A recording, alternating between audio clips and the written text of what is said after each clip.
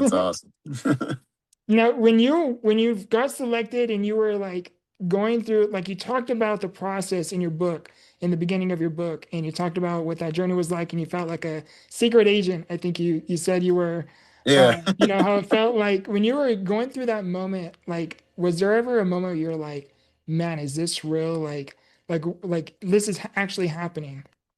Yeah, it's like one of those things that just feels like surreal at first. It feels like a dream, like especially like when you're getting off the plane in Vegas and you're walking, you're trying to find some secret sign that says summer camp. And it was just one of those things like, is this all real? It's kind of one of those things. And even when you walk onto some of these sets, these massive sets that they build just for each challenge, it's just like, wow, I can't believe I'm here right now. This feels like a dream. This is just truly once in a lifetime experience. Yeah. That is so, so cool, dude.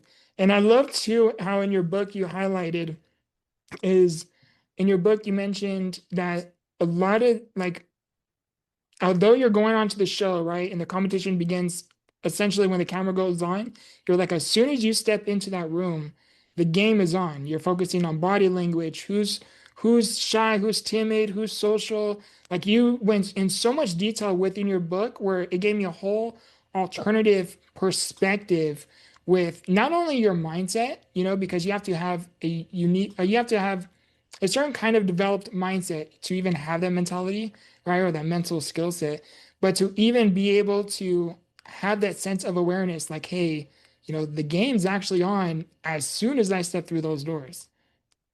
Absolutely. So it was one of those things where it was even before like I got into the actual hotel where we were staying and stuff like that. It was basically at the airport. Once I saw like the summer camp sign, they kind of line us up. They don't let anybody talk to each other because they're trying to get all those relationships to kind of be revealed kind of in front of the camera, which makes sense.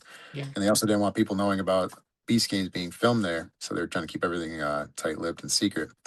So I was immediately just, watching each person, just trying to look around, see, because you could tell a lot by somebody's body language. Is somebody standing up straight? Is somebody, just calm and just talking to people, especially like the staff of Beast Games. Are they talking to them like with confidence in their face, with confidence in their voice, the way that their posture is?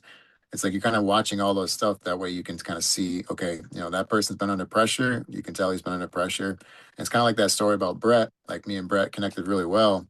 He was a D1 Princeton quarterback. So he knows all about pressure. So you could tell he just had that natural confidence to him. And that's actually why I saw him and then he saw me when we were in the dining room one day. And it was just one of those things where, hey, we're on the same team.